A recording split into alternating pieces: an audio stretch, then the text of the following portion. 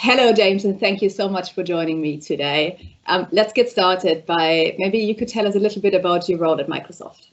Yeah, sure. So hi, Ellen, and thanks a lot for having me on the call today. So I work within our Internet of Things business. So our team works with customers and partners to help them leverage the Azure IoT platform to collect data, analyze that data, and take actions from that data, which will help to improve a business process or outcome. Brilliant. Sounds like a really interesting job. So specifically, what kind of challenges are you working on, James? Well, we prioritize a number of industry verticals like energy, manufacturing, smart places, and cities, and it's 100% clear that businesses must reduce their emissions to support and meet the global ambition of reaching net zero emissions by 2050. So we are very much front and center in the sustainability discussions across those industries. So, for example, we work with energy companies to help them connect up their wind turbines, and by applying predictive analytics, we can ensure high availability of the wind turbine assets. Or if we pick on manufacturing, we're working with customers to help them use IoT-enabled devices and sensors to view and manage goods in real time across supply chains and support their net zero ambitions from a circularity perspective. And if we pick on smart places and cities as well as a final example, we're working with customers and partners in that space to help them connect up their street lighting assets and literally save tens of thousands of tons of carbon emissions each year. So yeah, really interesting space. We talk about streetlights quite a bit, James, don't we? Since we work both in the smart city space, so it's not just the humble streetlight anymore, is it? Could you just double click into and then tell our viewers a little bit more what you can do with the streetlight these days? Well, yeah, so street lighting is super interesting. So the innovation here is just like massively exciting. For example, a street light is no longer, that humble lamppost that you mentioned, but it's a light that can be smart and modular and become a connected asset, where you can embed many modular capabilities into it, such as EV charging or air quality or 5G or edge computing power. So it's insane. But if you look at the innovation, I guess, kind of across industries in general, we see that there's just this constant wave of change. So, for example, in the renewable space, we see new types of renewable energy solutions which are 50% more efficient than their predecessors, or indoor vertical farming, which has been hugely innovative as well in terms of helping to solve like really urgent climate-related farming risks. So, across industry, it's just a really exciting space for us. And it's actually happening in the UK as well, isn't it? The indoor vertical farming.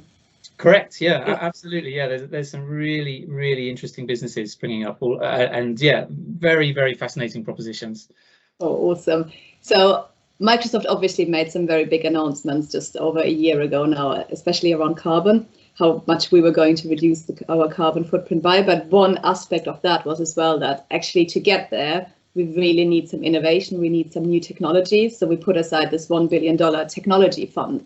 So you talk about innovation, that we're really keen to hear what sort of the most innovative solutions are that you've seen recently.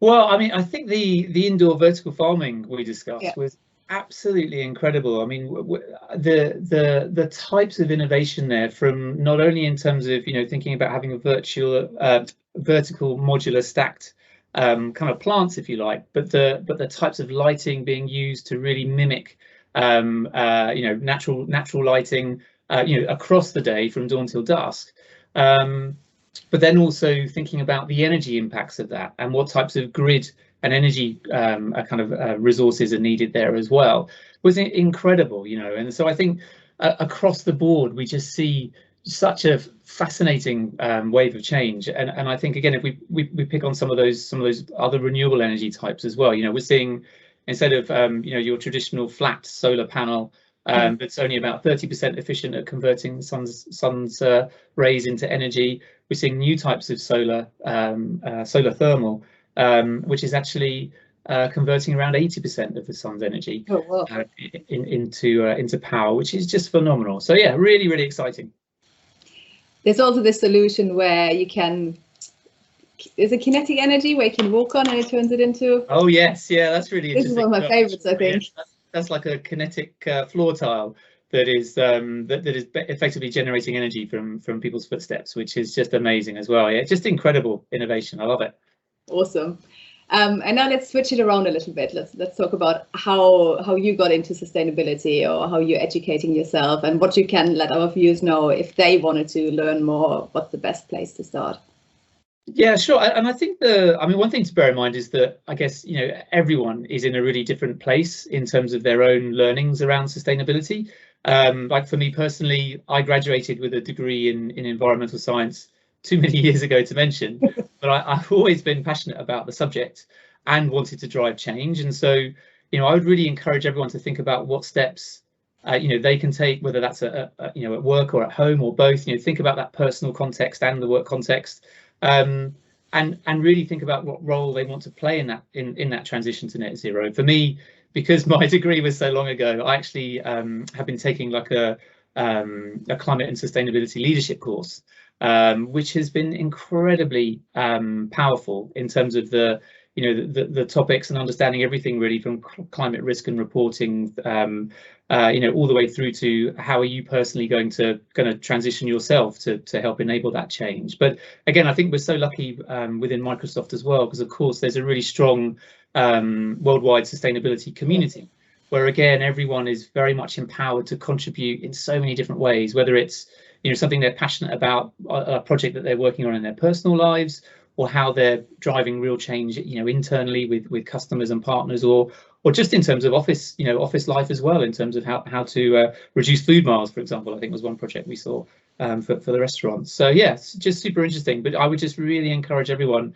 to just think about personally where they are and what they want or how they want to support and help play a role.